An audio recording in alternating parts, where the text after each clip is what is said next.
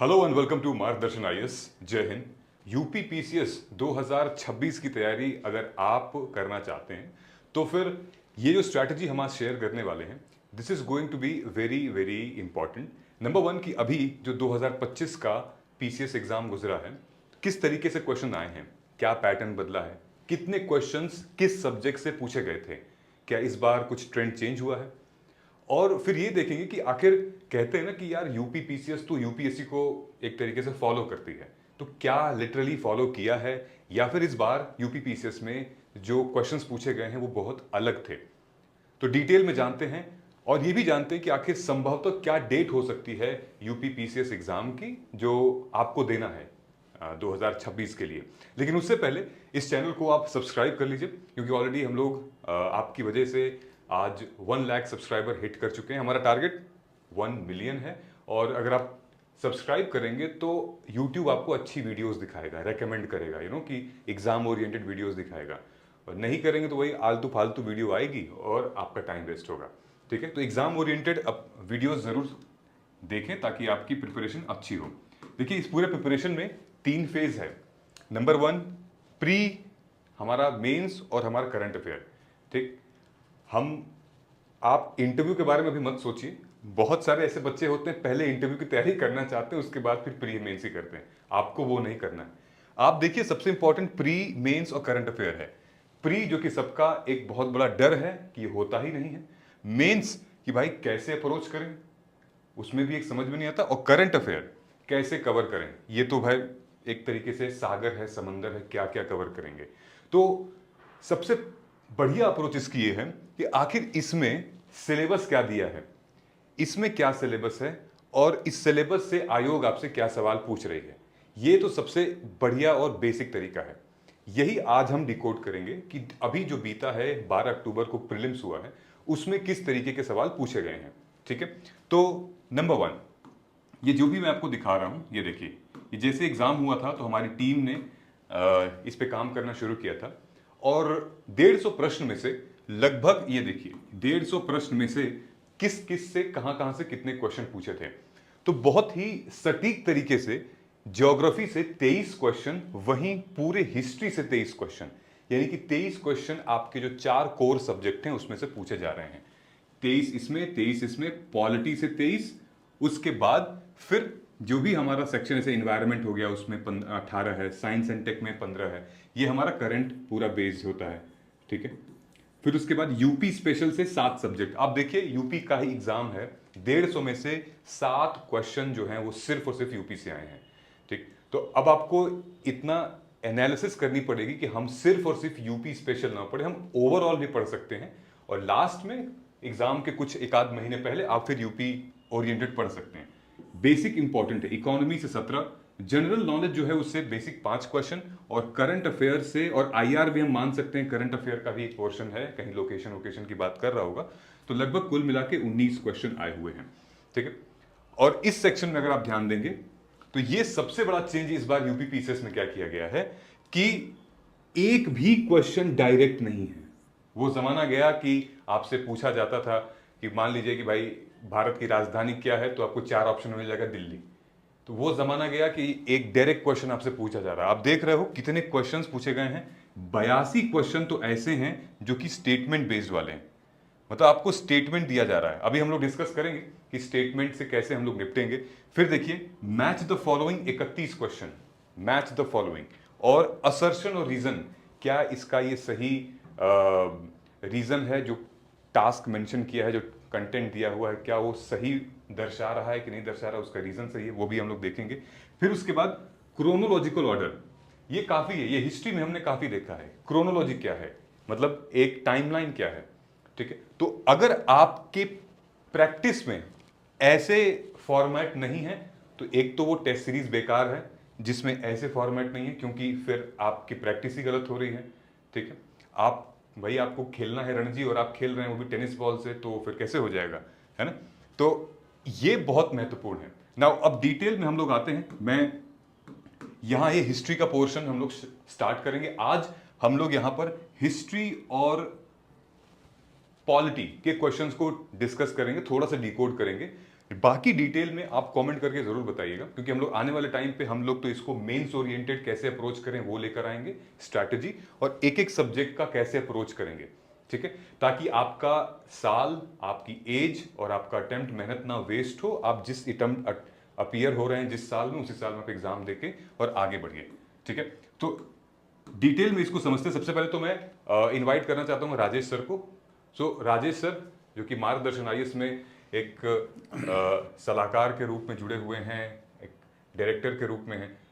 दोस्तों, Rajesh sir already UP PCS crack कर चुके हैं अपने टाइम पे, और लगभग 25-30 साल की सेवा दी हुई है यूपी पीसीएस, मतलब यूपी प्रिजन डिपार्टमेंट में। सर ने ऑलरेडी काफ़ी हमें भी सजेस्ट किया है, काफ़ी गाइड भी किया है, और बैकग्राउंड भी ऐसा था। तो जैसे पेपर आया वैसे हम लोगों ने पेपर डिस्कस किया, सर के साथ भी डिस्कस किया। तो जैसे हम लोग चर्चा करते रहते हैं तो ये अपने टाइम की बात बताते हैं। तो मैं तो अभी कहूँगा कि सर सबसे पहले कि अभी का जो पेपर आपने देखा जी। और आपके टाइम का जो पेपर था आज से 20-25 साल पहले जी। तो क्या अंतर दिख रहा है? कुछ है? बहुत अंतर हो गया है। अब ये जो क्वेश्चन पूछने का पैटर्न है, हाँ। उसमें काफ़ी बदलाव आया है। पहले जैसे बड़ा सीधा सीधा, जैसे यही क्वेश्चन ले लीजिए। हाँ। तो पहले अगर पहले के पैटर्न पे आप जाइएगा तो उसमें सिर्फ लिखेगा कि तुझके बाबरी किस लिखी है, हाँ। या तुझके बाबरी का रचयिता कौन, किस भाषा में लिखी। बस अब ये जो है, एक तो किताब है चगताई तुर्की में लिखा हुआ, दूसरा इसके साथ साथ रिलेटेड कर दिया मुगल दरबार, कंफ्यूजन पैदा करने के लिए। क्योंकि ज़्यादातर लोग जानते हैं चगताई तुर्की भाषा है, बाबर की जो तुर्की का था बाबर की भाषा है, तुझके बाबरी जो है तुर्की में लिखी हुई है। और इस अगर आदमी इसी को पकड़ के चढ़ेगा तो कह देगा हाँ ये भी सही है तुर्की, जबकि तुर्की मुगल दरबार की राजभाषा नहीं थी। बाबर के टाइम से लेके बाद तक मुगल दरबार की जो राजकीय राजकाज की भाषा थी वो फारसी थी। तो ये कंफ्यूजन पैदा करने के लिए, एक से दूसरे को रिलेटेड करने के लिए क्वेश्चन को थोड़ा सा घुमाता है, और घुमा के थोड़ा टेढ़ा बनाने का प्रयास किया है कि इसमें आदमी जो लड़के हैं वो कंफ्यूज कर जाए, छात्र इसमें थोड़ा सा फंसे। तो इसके लिए आपको डिटेल थोड़ा पढ़ना पड़ेगा। तो जब तक आपका कंसेप्ट पूरा क्लियर नहीं होगा तब तक आप इसको, या कोई चीज़ है तो उसको जानना जरूरी है। अब ये तुझके बाबरी है क्या, अब इस पर अगला क्वेश्चन बन सकता है कि क्या है, यात्रा विवरण है, युद्ध का विवरण है, आत्मकथा है। अभी इसी क्रम में दूसरे क्वेश्चन पर हम लोग भी आते हैं जी। तो ये 1911 में घटित हुई थी। हाँ, बंगाल का विभाजन रद्द करना, राजधानी का कलकत्ता परिवर्तित होना, कांग्रेस तथा मुस्लिम लीग, ये एक गलत है इसमें। बाकी ये दोनों तो सही है, लेकिन अब आप बंगाल का विभाजन रद्द करना हुआ, अब आपको इसको डिटेल से पढ़ना पड़ेगा। बंगाल का विभाजन 1905 में हुआ था, लॉर्ड कर्जन ने किया था। अब बंगाल का जो विभाजन हुआ उस वक्त तक का बंगाल क्या था ये भी आपको समझना पड़ेगा। पूर्वी पाकिस्तान जो इस वक्त हो गया है, बांग्लादेश है, आसाम है, उड़ीसा है, ये सब बंगाल के भाग थे। अच्छा, 1911 में राजधानी परिवर्तित तो हुई थी। अच्छा, फिर 1911 में दिल्ली दरबार हुआ। उसी दिल्ली दरबार में बंगाल विभाजन रद्द करने का भी फैसला हुआ। वो 1911 में क्या क्या घटनाएं हुई ये भी आपको देखना पड़ेगा।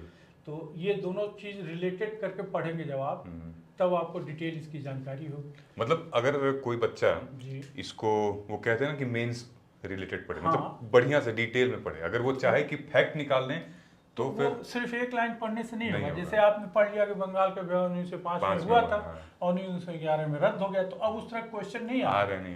अब तो इसमें से आपको घुमा दिया। अगर आपने कांग्रेस और मुस्लिम लीग, कांग्रेस का अधिवेशन भी नहीं पढ़ा, महत्वपूर्ण अधिवेशन, तो भी आप कंफ्यूज कर जाएंगे। अब इसमें कांग्रेस के जो मेन मुख्य अधिवेशन हुए हैं, जो महत्वपूर्ण अधिवेशन हुए हैं, अधिवेशन को लेके जो घटनाएं मेन हुई हैं, उसको भी आपको पढ़ना पड़ेगा। इसमें ट्रिक भी है। अब जैसे यहाँ पे लिखा है 1911 में बंगाल विभाजन रद्द करना ये घटित हुआ। अब बहुत लोग कंफ्यूज हो जाएंगे कि विभाजन तो 1905 में हुआ था, तो रद्द करना और होना दोनों में अंतर है। नहीं, वो तो थोड़ा सीधा है, क्योंकि 1905 के बाद से ही आपके राजनीति में गर्म दल का उदय हुआ, जो बंगाल विभाजन का ही एक मेन कारण था। बंगाल विभाजन से ही लोगों को राजनीतिक चेतना जागी और लोग इसके बाद अंग्रेजी शासन का विरोध करना शुरू किए। तो विभाजन तो ज्यादातर लोग पढ़ जाते हैं, लेकिन रद्द करना कैसे, किसने घोषणा की, वो जो इस वक्त के जो ब्रिटेन के महाराज थे, आए थे, दिल्ली दरबार हुआ था, वो कौन थे, जो विभाजन रद्द करने की घोषणा का किसने वो किया, और फिर उसी वक्त 1911 में और भी घटनाएं घटी हैं, लेकिन वो सब आपको जब पढ़ेंगे हाँ। डिटेल से तब आपको क्योंकि वो याद रहेगा। इसमें भी डाल सकते थे, जैसे हाँ, ये डाल दिया है डाल वैसे दिया, और भी घटनाएं में डाल सकते हैं। हाँ। अब देखिए ये जो सवाल है हम लोग अभी यही डिस्कस कर रहे थे कि ये जो सवाल आपसे पूछा गया है कि क्रम अनुसार इसको क्रोनोलॉजिकल ऑर्डर में लिखिए। अब ये चाहे इंग्लिश में देखें चाहे हिंदी में देखें, ऐसे सवाल आपसे पूछे जा रहे हैं। देखिए अगर आप वीडियो देख रहे हैं और आप यूपीएससी के लिए तैयारी कर रहे हैं तो फिर ये सवाल तो आपके लिए बाएं हाथ का खेल है। लेकिन अगर यूपीएससी कर रहे हैं और फिर भी आपको ये नहीं आ रहा है तो फिर आप पीसीएस भी बहुत मुश्किल से हो पाएगा, और यूपीएससी तो खैर है ही नहीं। तो कहने का मतलब ये है कि आप सही ऑर्डर में पढ़िए। तो जैसे सर ये सवाल है हमारा, तो ये मतलब स्टूडेंट को मतलब अगर पढ़ना है प्री या मेंस जो भी ओरिएंटेड, तो वो क्या याद रखें इनकी टाइमलाइन को? फिर सारे जो पॉइंट्स हैं ये जहां तक जितना इम्पोर्टेंट इसका प्री में है लगभग उतना ही इम्पोर्टेंस मेन में भी है। तो इसमें तो यही है कि एक एक चीज़ को आप शार्ट नोट बना के 8 लाइन 10 लाइन का नोट बना के, पूना समझौता क्या है, कब हुआ है, सविनय अवज्ञा आंदोलन कब शुरू हुआ, कब कब समाप्त हुआ, गांधी इरविन समझौता क्या है, द्वितीय गोलमेज समझौता, ये सब एक दूसरे से रिलेटेड हैं। बस इसको आप क्रम से व्यवस्थित करना है। तो जब आप क्रम से डेट याद रखिएगा तभी व्यवस्थित हो पाएगा। और सब एक दूसरे से रिलेटेड भी हैं। तो जब तक आप एक को समझ नहीं पाएंगे तब तक दूसरा अब जैसे सविनय अवज्ञा आंदोलन की समाप्ति तो बाद में हुई थी, लेकिन इसको स्थगित किया गया था। गांधी इरविन पैक्ट हुआ तो उसमें स्थगित किया गया। फिर उसके बाद उसी पैक्ट के आधार पर द्वितीय गोलमेज सम्मेलन हुआ था। पूना समझौता गांधी और अम्बेडकर के बीच में हुआ था, वो हरिजन के कुछ सीटों को लेके उसमें था। तो ये सब चीज़ आप एक एक 8-8 लाइन 10-10 लाइन का पैराग्राफ बना के नोट्स बना लेंगे, उसको पढ़ेंगे, बढ़िया से तैयारी करेंगे, तभी ये क्लियर हो पाएगा, तभी कर पाएंगे। जो लड़के जो छात्र तैयारी कर रहे हैं या जो जिनका 2-4 बार अटेम्प्ट दे चुके हैं उनके लिए तो आसान है। लेकिन जो नए लड़के हैं जो अभी बिगिनर हैं, एकदम से प्रारंभ कर रहे हैं, तो उनको ये चीज़ समझना जरूरी होगा कि इसको कैसे पढ़ना है और इस पर क्या क्या इस तरह से क्वेश्चन और आ सकता है और इसकी तैयारी कैसे की जाए, ये चीज़ समझना ज़्यादा जरूरी है। अब जैसे ये वाला प्रश्न था तो हम लोगों ने भी कुछ सिलेक्टेड क्वेश्चन उठाए हैं जहाँ पर आपके पढ़ाई की जो तरीका है ना थोड़ा सा आप चेंज करिए। आप इस तरीके से आप देखिए मैच द फॉलोइंग है ये। तो अगर आप अपने प्रैक्टिस क्वेश्चन में मैच द फॉलोइंग नहीं कर रहे हैं तो फिर वो दिमाग क्योंकि लिंक करा रहा है एक दूसरे से। अब जैसे ये क्वेश्चन है कि सूची 1 सूची 2 में सुमेलित कीजिए। अब इसमें शिष्य और गुरु, यही है ना कि आप जैसे कबीर को लिख रहे हैं तो इसमें आपको कबीर का कुछ वो साहित्य वाला पोर्शन नहीं दिखना है, लेकिन कबीर कहाँ पैदा हुए थे, किसके शिष्य थे, भक्ति में किस मार्ग के थे, तो ये चीज़ आपको जानना जरूरी है। अब जैसे कबीर के रामानंद जी थे, रामानंद जी वैष्णव संप्रदाय से रिलेटेड थे, लेकिन कबीर का जो है वो निर्गुण था। तो ये सब चीज़ें अब जैसे इसके लास्ट आगे का जो स्टेप होगा वही हो सकता है कि कौन किस संप्रदाय से जुड़ा हुआ था, कौन भक्ति मार्ग से जुड़ा हुआ था। तो ये चीज़ें जब आप थोड़ा सा डिटेल में पढ़ेंगे और लिख लेंगे तब आपको क्लियर हो जाएगा। इसमें तो सीधे सीधे मिलान करना है, मर्दाना, गुरनाम, खुसरो, निजामुद्दीन औलिया, इस तरह से। तो ये हमारा मैच द फॉलोइंग वाला हो गया। अब हमारा है एक ये थोड़ा सा बहुत इम्पोर्टेंट क्वेश्चन था और इसको डिटेल में पढ़ना सबके लिए जरूरी है। ये सारे विद्रोह ये नहीं हो पाएगा जल्दी किसी से नहीं, जब आप पढ़ेंगे और लिखेंगे, नोट्स बनाएंगे, लिखेंगे तो निश्चित हो जाएगा। ऐसा नहीं है कि नहीं हो पाएगा, इतना टेढ़ा नहीं है। लेकिन ये है कि ये चीज़ें ऐसी हैं कि लोग एक दूसरे से इसको रिलेटेड नहीं करते। अब आप इसमें ऐसा भी कर सकते हैं कि स्वतंत्रता आंदोलन से संबंधित जितने भी विद्रोह हैं, अब आप समझ लीजिए 1857 या 1857 से पहले से ले लीजिए और बाद में आके जो है 1945 तक के जो भी आपको मिले सब एक जगह आप लिख लीजिए। एक कॉपी रखिए जिसमें खाली विद्रोह ही लिखिए, उसको 2 बार 3 बार आप लिखिए और पढ़िए, याद का हो जाएगा सब। कब हुआ था, क्या क्या मेन बिंदु थे, कौन किससे रिलेटेड था, ये सब आ जाएगा। अच्छा, इसमें सर वो भी है, जैसे ये तो साफ साफ विद्रोह पूछ दिया है। अब जैसे इसमें हो सकता है कि जो जनजातियां हैं ट्राइबल, उनका भी विद्रोह में ही शामिल होता है। हाँ, अब जैसे सिर्फ पूछ दिया ट्राइबल का, अब उसमें सामान्य डाल दिया, जैसे सन्यासी हो गया, तो फिर वो गलत हो सकता है। अब वो अलग अलग ये कह सकते हैं ना कि गलत हो जाएगा। लेकिन ये कहीं न कहीं से आके फिर जो है ये जिस पीरियड में जैसे सन्यासी विद्रोह आप बता रहे हैं, ये था तो सन्यासियों का ही, फकीर थे, कुछ मुस्लिम फकीर थे और कुछ ये थे, लेकिन इनकी लड़ाई बाद में आके ईस्ट इंडिया कंपनी से हो गई। तो ये एक तरह से अगर इसको पढ़िए, अगर उस ध्येय से पढ़िए, तो था तो धर्म के आधार पर विरोध भी उसी से शुरू हुआ, लेकिन कहीं कहीं से आके फिर जो है राष्ट्र की मुख्य धारा में जुड़ गए। और भी है उसी तरह, नील भी है, पवाना भी है, ये सब उसी तरह से है। तो ये रिवॉल्ट्स थोड़े से इम्पोर्टेंट हैं, इनके बारे में यही आपसे मेंस में उठा के पूछ देगा? निश्चित रूप से पूछता ही है, क्वेश्चन आता है। नहीं हुआ 150 शब्दों में लिखिए, तो क्या समझते हैं, ये तो इजी है, आ सकता है। घुमा के पूछ देगा कि इसमें जो है स्वतंत्रता संग्राम में इनका क्या योगदान रहा है, आप कहाँ तक समझते हैं कि इनका ये स्वतंत्रता के लिए लड़ाई लड़ रहे थे। बिल्कुल। अभी हिस्ट्री का हमारा मेरे ख्याल से आखिरी 2 प्रश्न हैं और बचा होगा, तो इसमें तो सीधे सीधे डेट आपको याद रखनी है और क्रम अनुसार है। अच्छा, ये वो था ना वॉर, कौन सा वॉर है? प्रथम एंग्लो मैसूर युद्ध, द्वितीय एंग्लो फ्रांसीसी युद्ध, प्रथम। ये थोड़ा सा घुमाया इसलिए ना, कंफ्यूजन हो जाए आपको, लेकिन ये कि जब आप पढ़ेंगे और डिटेल करके, जिस तरह से आपने बताया ना कि जिस तरह से विद्रोह को एक जगह लिख डालिए, उसी तरह जितनी लड़ाइयाँ हैं उसको भी आप एक जगह लिख जाइए। बल्कि आप लड़ाइयाँ सल्तनत काल से लेके और आधुनिक काल तक के जितनी भी हैं वो सब एक जगह आप लिख डालिए, वो और कहाँ किसके बीच हुआ था। मैसूर किनके बीच हुआ था, कब हुआ, और क्या परिणाम रहा, 3-3, 4-4 लाइन में लिख लीजिए आप। तो आपके प्री में तो 100% वो काम कर जाएगा, और मेंस में भी उससे बहुत कुछ रिलेटेड अगर क्वेश्चन आ गया, आपका पढ़ाया है, तो कुछ न कुछ आप पढ़ ले जाएंगे। जैसे इंट्रो वगैरह में आप लिख सकते हैं कि फलाना वॉर ये हुआ था, इस तारीख ईयर में हुआ था, तो बहुत अच्छा इंप्रेशन पड़ता है इंट्रो में। अब ये भी वही है, अलाउद्दीन खिलजी का है। अब ये जैसे हमने बताया आपको, पूरा युद्ध अगर आपको लिखना है, अब उसी में अलाउद्दीन खिलजी का है, इस तरह जैसे लिख डालिए। अब इसी तरह से अब एंशिएंट से इस बार बहुत कम पूछा है, लेकिन इस तरह क्वेश्चन एंशिएंट में बहुत बनते हैं। समुद्रगुप्त का विजय का पूरा विवरण ही है, चंद्रगुप्त विक्रमादित्य का विवरण है, अशोक का युद्ध का विवरण है, तमाम चीजें हैं जो शेरशाह सूरी का है। तो उसमें इस तरह से बहुत विवरण आते हैं, कौन कौन से युद्ध कब कब जीता है। तो उसको लिख के आप 2-2 लाइन 3-3 लाइन लिखिए, कब हुआ, किसके किसके बीच हुआ, क्या परिणाम रहा। ये 3-4 बिंदु पे आप अपना लिख के उसको शॉर्ट नोट बना लीजिए और उसको फिर दोहराते रहिए।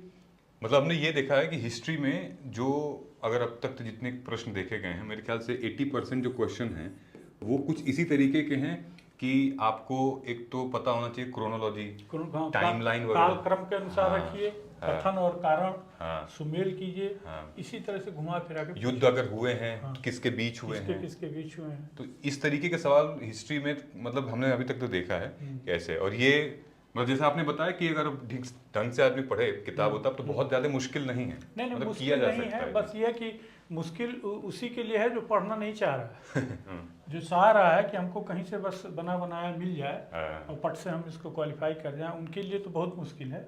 लेकिन पढ़ने वाले के लिए मुश्किल नहीं है। आप पढ़िए, तैयारी करनी पड़ेगी, मेहनत करना पड़ेगा, तो निश्चित रूप से मुश्किल नहीं है। अब जैसे आपने हमें ये बताया था कि ये थोड़ा सा क्वेश्चन था, अच्छा क्वेश्चन था ये भी, कि भाई इनकी योगदान क्या रहे हैं, ये गवर्नर जनरल रहे हैं। तो अब इसमें तो जनरल सभी लोग बता ले जाएंगे। हमारा जो आपको मैं बता रहा था वही कह रहे थे, इसके आगे अब क्या हो सकता है, जिसमें अब जैसे ये है लॉर्ड कार्नवालिस, तो इसमें एक क्वेश्चन हमारे दिमाग में आया कि लॉर्ड कार्नवालिस जब आए थे तब तो वो 1896 में थे, फिर बाद में 1805 में 1805 में दोबारा फिर आए और इनकी मृत्यु हो गई। लॉर्ड कार्नवालिस इनका मकबरा है। तो इस पर एक क्वेश्चन ये बनता है कि कौन कौन से गवर्नर जनरल या वायसराय थे जिनकी इंडिया में मृत्यु हुई। ये 3 ही 4 हैं, और उसमें भी एक आध दो है, जैसे लॉर्ड मेयो का है। लॉर्ड मेयो का महत्वपूर्ण इसलिए बनता है कि उनकी हत्या हुई थी। ये लॉर्ड कार्नवालिस तो ऐसे ही मर गए थे बीमारी से ऐसे, और हत्या हुई थी लॉर्ड मेयो की, और वो भी अंडमान निकोबार में। और एक कैदी था जो पंजाब सेना का, घुड़सवार सेना का सैनिक था, शेर शाह क्या नाम था उसका, शेर कुछ ऐसे नाम था, शेर अफगान क्या नाम था उसका, नाम कंफ्यूज कर रहे, उसी ने उनकी हत्या की थी लॉर्ड में। तो वो एक क्वेश्चन सही बनता है। तो आप अगर जैसे ये तो चारों जो है बहुत महत्वपूर्ण नाम है। देखिए मैंने अभी देखिए बंगाल का विभाजन, तो अभी वो जो पहला प्रश्न एक था लॉर्ड वहाँ कर्जन वाला बंगाल का विभाजन उसमें था, विभाजन कब रद्द हुआ और इसमें बंगाल का विभाजन किससे जुड़ा हुआ है। हाँ, ये तो मतलब एक टॉपिक अगर आप ठीक से पढ़ें हाँ तो आधा इसमें अगर आप सिर्फ यही अगर आपका कंफर्म रहे बी में 3 तो बी में 3 में देखिए 1 और ये 2 फंस रहा है, तो इसका मतलब ये दोनों तो गलत है, ये तो आप कंफर्म हो गए। उसके बाद एक आध और आप अगर फंसा लेगा, जैसे लॉर्ड डलहौजी का था व्यवगत का सिद्धांत, ए में 4 अगर आपने जोड़ लिया तो देखिए इसमें भी 2 सही है, एक देख कितना कंफ्यूजन पैदा कर रहा है। अब उसके बाद आ गया बंगाल का स्थायी बंदोबस्त, ये जो है डी का सी का एक डी है, डी में अच्छा ये वाला, हाँ, वन है, तो इसका मतलब ये सही है, ये गलत हो जाएगा। तो इतनी आपको तैयारी करनी पड़ेगी इस तरह से। और इसमें जैसे ये चारों नाम है ना, ये तो बहुत महत्वपूर्ण नाम है। हाँ, ये तो है। तो ये तो हमेशा घुमा कुछ न कुछ कांड होते रहे हैं इनके टाइम में, और बहुत महत्वपूर्ण रहे हैं ये। और इसी के साथ वो जो मैंने बताया था एक महत्वपूर्ण क्वेश्चन होता है कि किसकी किसकी मृत्यु हुई इंडिया में, तो वो भी आप पढ़ लीजिए, उसको भी देख लीजिए। ये रहा हमारा, ये हमारा आखिरी प्रश्न है उसका, ये सबसे महत्वपूर्ण क्वेश्चन हमको लगा इसमें। ये जो विचार कीजिए तथा इनमें सही क्रमानुसार, कालक्रम वाला पूछा है हमने, काल क्रमानुसार इनको व्यवस्थित कीजिए, कब कब कौन कौन आया। और ये सारे जो हैं आपके मेंस के भी क्वेश्चन हैं। ये पूरा एक टॉपिक है, पूरा एक टॉपिक है। क्रिप्स मिशन क्या था, क्यों आया, क्या प्रावधान थे, कितनी इसकी सफलता रही, कैबिनेट मिशन से आप क्या समझते हैं, सत्ता हस्तांतरण में की सफलता कितनी रही, कितना असफल रहा, विभिन्न योजना क्या थी, और शिमला सम्मेलन। ये चारों एक दूसरे से ही रिलेटेड हैं। कहिए तो डिटेल से बताया जाए, नहीं छोड़ा जाए। नहीं, मेरे ख्याल से ये बच्चे पढ़ लेंगे, क्योंकि ये अपने आप में कोई नया तो है नहीं, बहुत इम्पोर्टेंट। चारों जो है आपके भारत की स्वतंत्रता से जुड़े हुए बिंदु हैं, और चारों मेंस में भी आते हैं। बिल्कुल, ये है कि चारों एक साथ मेंस में एक क्वेश्चन में आपको नहीं मिलेंगे, अलग अलग करके आएंगे, लेकिन प्री में तो इस तरह से पूछा, इसी तरह से आएगा। यह हो सकता है इसमें पूछ ले, जैसे कैबिनेट मिशन में कौन कौन सदस्य थे, उनके नाम बताइए। क्रिप्स मिशन का अध्यक्ष कौन था या कौन था। जैसे कभी कभी पूछ लेता है कि जैसे क्रिप्स मिशन था तो उसका मतलब प्रभाव, इम्पैक्ट क्या रहा, मतलब आउटकम क्या रहा उसका। तो ये तो मेंस का सवाल है। या इसमें भी कथन कारण एक दो स्टेटमेंट डाल देगा, बता देगा इनमें से ए और आर का क्या, तो इसके लिए आपको पूरा पढ़ना ही पड़ेगा, और शॉर्टकट में नहीं पढ़ना पड़ेगा, आपको पढ़ के अपना एक नोट 4-5 लाइन का इसमें बनाना पड़ेगा। और ये सारे आपके महत्वपूर्ण टॉपिक हैं जो मेंस के लिए भी महत्वपूर्ण है। देखिए, कुछ पॉलिटी के क्वेश्चन हमने निकाले हैं, और यहाँ पे अब देखिए, आप फर्क देखिएगा हिस्ट्री और पॉलिटी में, तो हर एक सब्जेक्ट को अप्रोच करने का भी तरीका यहाँ पे अलग अलग है। तो जैसे ये सवाल हमारी है कि ऑल इंडिया सर्विसेज से रिलेटेड, जिसके लिए भाई यूपीएससी, पीसीएस, यूपीएससी मेन है कि आप ऑल इंडिया सर्विसेज से रिलेटेड आप तैयारी करते हैं।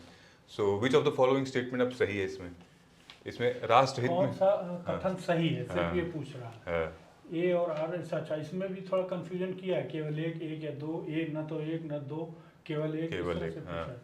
तो इसमें भी थोड़ा सा आपको उलझाने का प्रयास किया गया है, और कोई बात नहीं है इसमें। और अगर आपका कंसेप्ट क्लियर है तब तो आप नहीं उलझेंगे, और अगर थोड़ा सा भी आप कहीं इधर उधर हैं और तो आप निश्चित रूप से कंफ्यूज कर जाएंगे। ये है, अब राज्यसभा में अखिल भारतीय प्रस्ताव पारित कर सकती है तो ठीक है। दूसरा है, नई अखिल भारतीय सभा में प्रस्ताव राज्यसभा में कुल सदस्य संख्या के 2/3 बहुमत से पारित होना आवश्यक है, ये गलत है।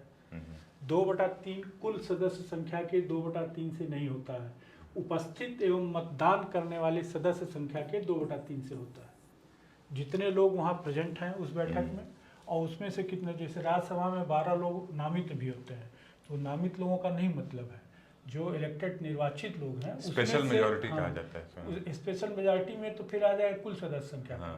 ये प्रस्ताव पारित करने के लिए उपस्थित एवं मतदान करने, जो संविधान में लिखा है वो बता रहे हैं, उपस्थित एवं मतदान करने, मतलब जो प्रेजेंट हैं, और जो मतदान कर सकते हैं। उसमें बहुत से मेंबर ऐसे होते हैं जिनको वोट देने का पावर नहीं होता है, जो एक तरह से नामांकित होते हैं, नामांकित किए जाते हैं, मनोनीत किए जाते हैं।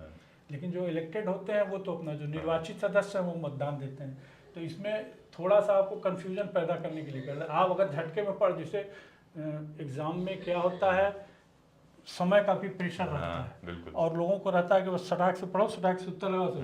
अगर आप इसको सट सट करते जा रहे हैं तो आप गलत कर रहे हैं। बिल्कुल। थोड़ा सा रुकिए, क्वेश्चन को पढ़िए, पढ़ने के बाद पहले एक बार आप ये मान के चलिए कि आपको कंफ्यूजन पैदा करने के लिए किया गया है, इसमें दोनों सही हो सकता है, दोनों गलत हो सकता है, ये मान के आप क्वेश्चन पढ़िए, तब आप उसका आंसर लिखिए जी। अभी 18वां क्वेश्चन जो था हमारा वो था राज्य और नंबर ऑफ सीट। हाँ, राज्यसभा की सीट। तो इसमें तो आपको, और जबकि ये यूपी का है, यूपी का नहीं पूछा है। नहीं, यूपी का नहीं है, महाराष्ट्र, कर्नाटक, बिहार, तमिलनाडु। यूपी की चर्चा की है ना, तो इस पे जो महत्वपूर्ण क्वेश्चन ये बनता है कि अब तो ये जो आ गया सो आ गया, अब इसके बाद क्या आ सकता है कि उत्तर प्रदेश में सबसे ज्यादा राज्यसभा की सीट है, हर स्टेट से ज्यादा है, जनसंख्या के आधार पर राज्यसभा सीट का निर्वाचन। कुछ राज्य हैं जहाँ सिर्फ एक सीट है। तो ये सब चीज़ आपको पढ़ना। यूपी में 31 सीट है और तमाम राज्य हैं, त्रिपुरा है, मिजोरम है, अरुणाचल है, शायद एक सीट है। तो वो भी आपको पढ़ना पड़ेगा, क्योंकि इस तरह से आपको अगला क्वेश्चन की, अब आप अगले साल जो आ रहा है उसके लिए आपको तैयारी करनी पड़ेगी, किस स्टेट में सबसे ज़्यादा है, किस स्टेट में सबसे कम है। और ये तो है कि अगर आप नहीं पढ़े हैं तो कंफ्यूज कर जाएंगे। हम ही लोग अगर सामने नहीं चैप्टर है तो आप इसमें कंफ्यूज नहीं, ये तो बिल्कुल। अब आप सिर्फ एक कर सकते हैं, अगर आपको अध्ययन है किस स्टेट में इनमें से सबसे ज़्यादा संख्या है, जनसंख्या सबसे ज़्यादा जिसमें होगी उसमें सबसे, जैसे इसमें 19 है, अब आप इसमें लगाइए कि सबसे बड़ा स्टेट कौन सा हो सकता है और सबसे ज़्यादा जनसंख्या किसमें हो सकती है। तो जिसकी होगी वो होगा। बिल्कुल। हाँ, हमें लग रहा है बिहार जनसंख्या के मामले में, और महाराष्ट्र जो है वो एरिया के मामले में। मतलब ये लॉजिक हम लगा सकते हैं इसमें, अगर भाई नहीं समझ में आ रहा है तो। ठीक, नेक्स्ट। ये मेरे ख्याल से काफी सिंपल क्वेश्चन था। हाँ। लेकिन हाँ, अगर इसमें सिंपल है, इसमें मान लिया ये तो गलत है, नगर पालिका वाला। हाँ। लेकिन इसमें जो है मौलिक कर्तव्य। हाँ। मौलिक कर्तव्य ये संविधान में कब जोड़ा गया। अभी लास्ट में इसमें जो है पहले कुल 11 भाग थे इसके। इसमें मतलब पढ़ने वाली दृष्टि से मैं बता रहा हूँ कि मूल संविधान में कब जोड़ा गया, किस संविधान संशोधन से जोड़ा गया, किस साल जोड़ा गया। फिर इसमें मूल में जब ये जोड़ा गया तो 11 भाग थे इसमें। अभी 12वां लेटेस्ट जोड़ दिया गया है, वो शिक्षा के अवसर कर प्रदान करने के लिए है। और जो मौलिक कर्तव्य है ये बाध्यकारी नहीं होता है गवर्नमेंट पे। इस पे आप किसी कोर्ट से जाके ये नहीं कह सकते कि साहब, जिसे आप फंडामेंटल राइट के लिए कह सकते हैं कि साहब ये हमारा मौलिक अधिकार है, कोर्ट इसको दिलवाती भी है, आदेश करती है। मौलिक कर्तव्य के लिए आप नहीं कह सकते कि साहब ये मौलिक कर्तव्य है, ये राज्य नहीं मान रहा है, ये है वो है, ये फलाने नहीं कर रहे हैं, तो उसके लिए आप नहीं कर सकते। अब जैसे वो है इन्वायरमेंट का पोल्यूशन वगैरह है, तो ये तो आपका ड्यूटी बनती है। अब आप ये नहीं कह सकते कि साहब ये नहीं कर रहे हैं, उनके खिलाफ केस फाइल कर रहे हैं। तो इस तरीके की चीजें बाध्यकारी नहीं है, बस इतनी सी बात है। और मेन है जो 12वां जोड़ा गया है लास्ट में, शिक्षा का अवसर प्रदान करना। अब ये सवाल है, इसमें भी क्रोनोलॉजी ऑर्डर बताया है कि कौन सा राज्य जो है, मतलब किसको राज्य का दर्जा मिला, सबसे पहले से लेकर सबसे आखिरी तक के कालक्रम के अनुसार व्यवस्थित कीजिए। ठीक है। इसमें अपना ऑप्शन सिक्किम, नागालैंड, अरुणाचल प्रदेश और पंजाब। तो अरुणाचल प्रदेश लेटेस्ट है मेरे ख्याल से। हाँ, सबसे बाद में अरुणाचल प्रदेश बना है। हाँ। और उसके बाद पहले तो ये सबसे पहले नागालैंड आया था, उन लोगों की डिमांड। अब इसमें पंजाब महत्वपूर्ण है। जब आज़ादी मिली थी उस वक्त पूरे राज्यों को 2-3 श्रेणियों में रखा गया था, श्रेणी ए, श्रेणी बी, श्रेणी सी। बाद में उसमें फिर अलग अलग करते गए। तो जो पंजाब का जो पोर्शन था उस वक्त महाराज पटियाला हुआ करते थे जो पंजाब, और आज का हरियाणा, हिमाचल और पंजाब, ये तीनों मिला के एक पंजाब होता था। आज़ादी के और आप पहले जाएंगे तो पंजाब और सिंध सब एक रहता था, तो सिंध तो खैर हटा दिए। आज़ादी के बाद का देखिएगा तो बाद में पंजाब में शाह कमीशन की एक बनाया गया। पंजाब के बंटवारे 1966 में ये पंजाब अलग हुआ था, जहाँ तक हमें याद आ रहा है। ये शाह कमीशन थी। हाँ, तो पंजाब में इसमें जो है आज के पंजाब में 3 पार्ट बनाए गए और उसका आधार रखा गया। जो पंजाबी बोलने वाले भाग थे उनको आज का पंजाब बना दिया गया, भाषा के जो जो हिंदी भाषा भाषी थे उनको हरियाणा, और उसमें जो कुछ पर्वतीय क्षेत्र शामिल था उसको हिमाचल बना दिया गया। तो ये सब चीज़ें आपको दिमाग में रखनी पड़ेगी या पढ़नी पड़ेगी, पढ़ के आपको लिखना पड़ेगा, क्योंकि अब आगे का जो अगले साल का क्वेश्चन आएगा वो इससे सरल नहीं आएगा। बिल्कुल। वो अब इसमें कुछ और टेक्निकल बनाते हुए ही ले आए। बिल्कुल। ये सवाल जो भी हम लोग डिस्कस कर रहे थे, हाँ, निम्नलिखित में से कौन सा कथन जैसे सही है तो अभी भी कंफ्यूज कैदा के लिए क्या है, इसमें 21 वर्ष कर दिया है। अब ये 25 वर्ष नहीं है, 21 वर्ष की आयु का ही आदमी जो है नगर पालिका में इलेक्शन लड़ सकता है। अच्छा, सीधे चुनाव से आने में 1/3 स्थान महिलाओं के लिए आरक्षित है। ये नगर पालिका में तो कर ही दिया है, इसके साथ साथ ग्राम पंचायत में भी कर दिया है, और जो आपका क्षेत्र पंचायत वगैरह होते हैं उसमें भी कर दिया है। और एक संविधान संशोधन किया गया है इसमें, 73वां और 74वां, उसको पढ़ लीजिए, उसमें बड़ा स्पष्ट है। कुछ स्टेट में 1/3 से ज़्यादा भी बढ़ाया है, खैर उससे नहीं मतलब है, लेकिन जो संविधान में जो व्यवस्था दी गई कम से कम 1/3 है। और 1/3 में भी मतलब जो है SC ST को कितना है, OBC को कितना है, ये 73वां 74वां संविधान संशोधन है। नहीं, ये तो मेंस के लिए भी बहुत इंपॉर्टेंट है। ये तो खैर बहुत, इसको हम लोग अपना लोकल गवर्नेंस के नाम से जाना। अब आप ये समझ लीजिए कि जो भी क्वेश्चन प्री में आ रहे हैं उसको आप थोड़ा सा अगर डिटेल से पढ़े रहेंगे तो ये मेंस में भी आपको निश्चित रूप से लाभ पहुंचाएंगे। और इसको मेन डिटेल से पढ़ना ही आपको पड़ेगा, तभी आपको प्री में इसका फायदा होगा या आप सफल हो सकते हैं। शॉर्टकट से अब आप पैटर्न बदल गया, आप शॉर्टकट से पढ़ के आप प्री नहीं निकाल पाएंगे। आपको पूरा डिटेल जानकारी होनी चाहिए और निश्चित रूप से आपको पढ़ के उसका नोट्स बनाना पड़ेगा, तैयारी करनी पड़ेगी, तभी आपका कुछ हो पाएगा। मैं तो कभी कभी स्टूडेंट्स को बताता हूँ सर कि जैसे कि प्री का ही पेपर है जी, 3-4 साल का अपना ले लिया, तो जो प्री में टॉपिक पूछे हैं, जैसे हमने दिखा था ना वो कैबिनेट मिशन, क्रिप्स मिशन, तो मैं स्टूडेंट्स को ये बताता हूँ कि यही टॉपिक तुम मेंस ओरिएंटेड पढ़ो, डिटेल में बना के पढ़िए। हाँ, डिटेल में पढ़िए, ये भी रहेगा कि भाई एग्जाम में आया भी था और आप पढ़ भी रहे हैं, तो इस चीज की संतुष्टि भी है। सन्यासी विद्रोह, इसको आप डिटेल में पढ़िए तो प्री मेंस दोनों हो जाएगा। लेकिन डिटेल में पढ़ने के साथ साथ आप एक दिमाग में यह भी रखिए कि ये कालानुक्रम के हिसाब से भी पूछ सकता है, कथन और कारण के हिसाब से भी पूछ सकता है, और सुमेलित की ये भी पूछ सकता है।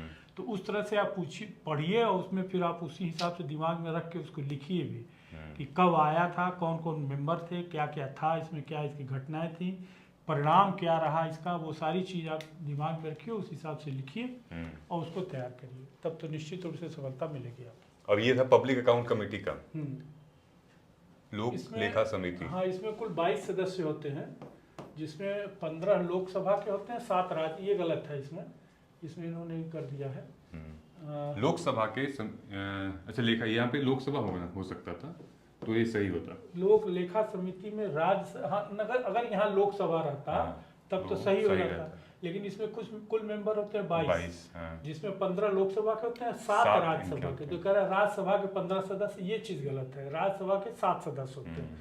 अच्छा, लोक लेखा समिति जो है लोकसभा में ही रहती, वो बनाते हैं, वो ज्यादातर इसमें विपक्ष के लोग रहते हैं। अब ये लोक लेखा समिति का प्रावधान अगर आप पढ़ना चाहें कि कब से है, तो आपको 1909 और 1935 के जो भारत की स्वतंत्रता के पहले के जो नियम बने हैं, मांचेगु सुधार अधिनियम था 1935 का, वहाँ से उठाए गए, वहीं से ये चलते चला है, वहीं से व्यवस्था है। लेकिन अब तो बाद में आकर उसको तो कोई देखेगा नहीं, बाद में आकर, लेकिन वो व्यवस्था पहले से दी गई थी, और ये जो है लोकसभा को अपना सौंपती है। लोकसभा के प्रति जो मंत्रिमंडल है वो जवाबदेह होता है। ये जो CAG की रिपोर्ट होती है उसी का ये ऑडिट करती है CAG इसको, बिल्कुल है। तो मतलब ये है कि एक तो ये आपको पब्लिक अकाउंट कमेटी पढ़ना ही पड़ना, स्टैंडिंग कमेटी अलग अलग महत्वपूर्ण चीजें हैं, एड हॉक कमिटीज होती हैं, जो संवैधानिक संस्थाएं हैं जो महत्वपूर्ण है। हाँ, ये तो बहुत जरूरी भी है, और ये इंटरलिंक है इससे भी। तो मेंस में यहाँ से भी पूछ सकता है CAG का रोल और क्या रिस्पॉन्सिबिलिटी है, तो आप बता सकते हैं कि एक तो रिस्पॉन्सिबिलिटी यही है कि इन लोगों का भाई ऑडिट करना, रिपोर्ट करना। ये देखिए, फिर आगे हमारा कारण और जनहित याचिका जो है आजकल बड़ा चर्चा में रहता है। तो भारत में जनहित याचिका कानून के शासन के लिए आवश्यक है। जनहित सामाजिक प्रभावकारी पहुंच प्रदान करता है, दोनों चीज सही है, सामाजिक, आर्थिक, सोशो इकोनॉमिक स्टेट। इसमें जो सामान्य सी बात है उसमें आपको ये चीज पढ़ना, एक तो जनहित याचिका का आप थोड़ा इतिहास भूगोल समझ लीजिए।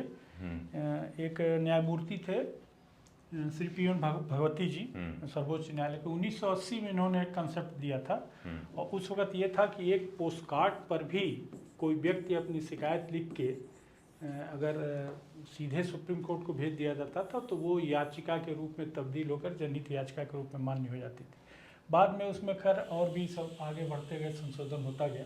लेकिन ये चीज़ आपको जानना है कि इसके जन्मदाता कौन थे और इसका आधार क्या है।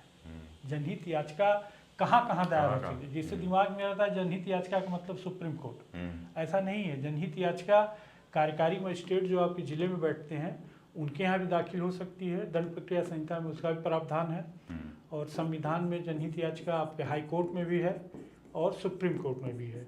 क्या आधार हो सकता है इसमें? व्यक्तिगत शिकायत का आधार नहीं ले सकते आप। अगर किसी के खिलाफ आप, जैसे आप अपने भाई के खिलाफ कोई मुकदमा या चाचा के खिलाफ या गांव में किसी और के खिलाफ आप मुकदमा कर रहे हैं तो वो जनहित याचिका में नहीं आएगी। जनहित याचिका में सार्वजनिक हित के विषय शामिल होने चाहिए जो सबके लिए हों, या सरकार कोई काम नहीं कर रही है, कोई अधिकारी अपना काम ठीक से नहीं कर रहा है जिससे उपेक्षा हो रही है, प्रदूषण से संबंधित मामला है, साफ सफाई, सड़क दुर्घटना, इस तरह के जो मामले हैं वो जनहित याचिका में आप। तो एक तो इसका आधार आप समझिए कि किस किस आधार पे हो सकता है, कहाँ कहाँ हो सकता है और इसका इतिहास क्या रहा है। ये 4-5 पॉइंट इसमें अलग से आप पढ़ लीजिए थोड़ा, बाकी तो जनहित याचिका कोई। तो यहाँ पे हमारा खत्म होता है दोस्तों। जो हमारा अब तो आपको बेसिक समझ में आ गया है कि स्पेसिफिकली अगर हम हिस्ट्री और पॉलिटी की बात करें तो किस तरीके से आपको पढ़ना है। अभी जो हमने डिस्कस किया ना, आप सिंपली एक काम करें, अगर 26-27 के लिए तैयारी कर भी रहे हैं या फिर चलिए आपका अभी प्री दिया है, मेंस नहीं हुआ है, तो आप इन्हीं टॉपिक को आप उठा के करिए ना, देखिए, और फिर आप देखिए कि और कैसे क्वेश्चंस आए थे 3-4 सालों में, और फिर आप निकाल दीजिए। ठीक है, जो नया एंगल है, जो संभावित प्रश्न है, ठीक है, ये सारी चीज़ें तो मतलब ऑलरेडी हम लोग कर रहे हैं। जितने भी यूपीएससी के, होता क्या है कि अक्सर जो पीसीएस देते हैं बच्चे, उसमें से लगभग 60% तो ऐसे होते हैं जो कि यूपीएससी की तैयारी कर ही रहे होते हैं, निश्चित मतलब कर ही रहे होते हैं। तो हमारे पास जितने स्टूडेंट्स हैं वो ऑलरेडी कर ही रहे हैं। अभी 12 तारीख को पेपर था, संडे को, तो सबने बताया कि क्या रहा क्या नहीं रहा, और फिर उसके बाद उन लोगों ने कहा कि सर वो आंसर राइटिंग का आपका जो सेशन है, क्लास है, तो अभी हम लोग एक सेशन लेकर आएंगे जो कि मेंस ओरिएंटेड होगा, कि किस तरीके से उत्तर लेखन करें हिंदी माध्यम में चाहे इंग्लिश माध्यम में, अप्रोच क्या होनी चाहिए, क्योंकि मुझे लगता है कि लगभग फरवरी तक आपका मेंस आ जाएगा, अगर 25 वाला जो है। और जो संभवतः जो डेट है हमारी 2026 की, वो हमें ऐसा लगता है प्री की कि लगभग अप्रैल मई में पूछा जा सकता है। ठीक है, अप्रैल चाहे मई में, मतलब ये एग्जाम हो सकता है इसका। अब आयोग का अभी तक तो कैलेंडर आया नहीं है, लेकिन अब यही है कि यहाँ पे इस टाइम पे हो सकता है। ये आज का सेशन भी 2026 प्री की तैयारी के लिए ही था। हाँ, बिल्कुल। जो लोग उससे जुड़े हुए हैं वो अभी से जुड़ जाएं। जो 25 में प्री दिए हैं, जिनका लगता है कि पेपर बहुत ठीक नहीं हुआ है, तो उनको ये सलाह दी जाएगी कि वो आंख मूंद के फिर से जुड़ जाएं इस पर। बिल्कुल। और जिन्हें है कि नहीं हमारा है, हो जाना चाहिए, तो वो मेंस की तैयारी करें, क्योंकि मेंस में भी अब समय कम बचा है। रिजल्ट आने का इंतज़ार करेंगे तो फिर मेंस रह जाएगा, नहीं हो पाएगा। तो रिजल्ट का इंतज़ार मत करिए, मेंस की तैयारी करिए। सब्जेक्ट तो है नहीं, जो सब पेपर हैं सब कंपलसरी पेपर हैं, उसको पढ़िए अपना। यूपी बेस्ड अभी आपने इसमें देखा, प्री में बहुत कम क्वेश्चन आए थे जो उत्तर प्रदेश से रिलेटेड, 7 प्रश्न थे, लेकिन मेंस में पूरे 2 पेपर हैं। तो मेंस में आपको यूपी बेस्ड पर ध्यान देना होगा, उस पर थोड़ा सा समय भी देना होगा। प्री में तो कम समय दीजिए, कम ध्यान दीजिए, चल जाता है क्योंकि क्वेश्चन कम आए हैं, लेकिन मेंस में पूरे 2 पेपर हैं, तो यूपी वाले पोर्शन पे थोड़ा सा उसमें ध्यान देकर उस पर समय दीजिए, और बाकी जो और कंपलसरी पेपर हैं उस पर समय दीजिए। बिल्कुल। इसीलिए दोस्तों देखिए, ये जो हमने, जब हमारा 100K सब्सक्राइबर हुआ था, हमने पीसीएस MAGP लॉन्च किया था, जो कि यूपीएससी के सेक्शन में MAGP अपने आप में बहुत इम्पॉर्टेंट एक प्रोग्राम है। बहुत सारे स्टूडेंट्स हैं जिनको सही मार्गदर्शन नहीं मिलता, जो बहुत मिसगाइडेड हैं, कन्फ्यूजन है, क्लैरिटी नहीं किसी चीज़ की, पढ़ें कैसे, समझ में नहीं आ रहा, कोचिंग कर लिए फिर भी नहीं समझ में आ रहा। तो ये एक सोल्यूशन है, एक रास्ता है। और हम लोगों ने अपने कई सारे ऐसे स्टूडेंट हैं जिनका पीसीएस में काफ़ी अच्छा रिजल्ट है। हमारे जो यूपीएससी तैयारी कर रहे हैं वो कहीं ना कहीं पीसीएस का कोई मेंस निकाल के बैठा है, कोई प्री निकाल के बैठा है, इंटरव्यू का इंतज़ार कर रहा है। तो ऐसे भी बहुत अच्छा लगता है हम जब बच्चे तैयारी कर रहे हैं किसी एग्ज़ाम की और फिर कहीं पर उनका हो रहा है। तो एटलीस्ट अगर यूपीएससी में अगर आपको लगता है कि नहीं टाइम है थोड़ा सा, अगर हम इसके साथ साथ ये भी कर लें तो बिल्कुल किया जा सकता है। और सेम प्रोग्राम MAGP का हमने स्टेट पीसीएस के लिए लॉन्च किया है, तो अभी तो ये खैर यूपी हमने ऑल स्टेट पीसेस के लिए किया है जो कि हिंदी भाषीय बेल्ट है। तो इसमें आपको नंबर 1 1-to-1 गाइडेंस, 2 प्रोग्राम है जो कि हमारा स्टैंडर्ड है और एक प्रो है। तो दोनों ही सेम है, बस दोनों में फ़र्क क्या है, वैलिडिटी का। एक 6 महीने की है, एक 12 महीने की है। तो दोनों में जो हिंदी माध्यम के हैं वो सर अपना पूरा सेक्शन लीड कर रहे हैं। हिंदी माध्यम की 1-to-1 मेंटरशिप है, उत्तर लेखन या फिर जो समीक्षा है उसकी एनालिसिस है उसका, और आंसर राइटिंग किस तरीके से हम क्या क्या नहीं करना चाहिए और शुरू कैसे करें। जो हमारा मतलब मार्गदर्शन नाम है बिल्कुल, उसी मार्गदर्शन का ही पूरा रोल हम उसमें करते हैं। बिल्कुल बिल्कुल। आपको इंग्लिश मीडियम में फिर मेरा रोल रहेगा वहाँ पे कि आखिर आप अगले 6 महीने में, 7 महीने में भाई क्या करोगे, ठीक है। तो ये दोनों प्रोग्राम जो है वो ऑलरेडी हमारे मोबाइल ऐप पे अवेलेबल है। आप नीचे कमेंट में मोबाइल ऐप का लिंक है, एंड्रॉयड iOS, आप वहाँ जाइए और एनरोल कीजिए और तुरंत आपको ग्रुप में ऐड कर दिया जाएगा और तुरंत आपका 1-to-1 सेशन लगेगा, ताकि क्योंकि मन बनाने के बाद फिर आपको वेट नहीं करना पड़ रहा है। ये सबसे इंपॉर्टेंट चीज़ है कि आप ये डिसाइड कर लीजिए कि अब हम करना है या नहीं करना है। टाइम तो वेस्ट करने का कोई मतलब नहीं है। जिनको पढ़ना है उनको तो करना है, जिनको नहीं पढ़ना है वो तो डिले करेंगे ही करेंगे, ठीक है। तो ये MAGP प्रोग्राम दोनों स्टेट पीसेस के लिए है। जो हमारा जो फ्लो चार्ट रहता है वो यही रहता है कि हम लोग जो पहले सिलेबस के बारे में बात करते हैं, सिलेबस से बाहर जाएंगे तो आप बहुत कुछ है पढ़ने के लिए, हमें उतना नहीं पढ़ना है, परीक्षा को बस पास करना है। सिलेबस को हम लोग तोड़ते हैं, फिर जैसे सिलेबस से आयोग ने सवाल पूछे हैं उनका माइंडसेट पढ़ते हैं, पैटर्न देखते हैं, फिर उसके बाद हम आपको लेक्चर देते हैं, डिस्कशन करेंगे कि देखो तुम ऐसे पढ़ो, ऐसे मत पढ़ो, ठीक। उसके बाद फिर आपकी उत्तर लेखन, आंसर राइटिंग से आपकी प्री की भी मदद होगी, क्योंकि लिखेंगे तो याद होगा, आपके दिमाग में याद होगा। और सिर्फ पढ़ेंगे तो फिर नहीं याद होगा ना, पढ़ने के लिए पढ़ने से तो कम नहीं चल पाएगा, लिखेंगे तो पढ़ना और लिखना दोनों साथ साथ रखिए। हाँ। 1-2 बार तो आप सिर्फ ऐसी रीडिंग लगा जाइए। हाँ। आप NCERT जो नए लड़के हैं उनके लिए मैं बताऊंगा, बिल्कुल, हाँ। आप सिर्फ NCERT उठाइए, 1 बार 2 बार ऐसे रीडिंग लीजिए, लेकिन जब तीसरी बार आप पढ़ने बैठिए तो आपके साथ कॉपी भी होनी चाहिए, पेन भी होना चाहिए। पढ़िए, जो महत्वपूर्ण समझ में आए उसको नोट करिए, तत्काल लिखते चलिए, फिर उसको अपना चैप्टर वाइज, पॉइंट वाइज, जैसे घटना वाइज है या जैसे मान लीजिए अभी बताया जा रहा था विद्रोह वाइज है, उस तरह से आप अपना बना डालिए। ये हो गया। तो इस तरीके मतलब जो अप्रोच मैंने आपको बताई है वो। अच्छा, जो करंट अफेयर देखिए यहाँ पे मैंने लिखा है, करंट अफेयर का रोल थोड़ा सा बाद में है, मतलब जब तक आपको कंसेप्ट नहीं पता चलेगा तो करंट अफेयर का फिर मतलब भी नहीं रहेगा। अब जैसे मान लीजिए कि आपसे पूछा जा रहा है, करंट अफेयर में आया है CAG, ठीक है, controller auditor general of India, उसके ऊपर पूरा आर्टिकल आया है। अब आपके पल्ले नहीं पड़ रहा है कि CAG क्या है उसकी, तो आपको पढ़ना पड़ेगा पहले जाके। आपसे अब महंगाई के ऊपर इतने सारे आर्टिकल आते हैं, इन्फ्लेशन के ऊपर, और आपको नहीं पता है कि यार इन्फ्लेशन होता क्या है, RBI का उससे क्या कनेक्शन है, ठीक है, रेपो रेट और रिवर्स रेपो रेट, ये सब क्या होता है।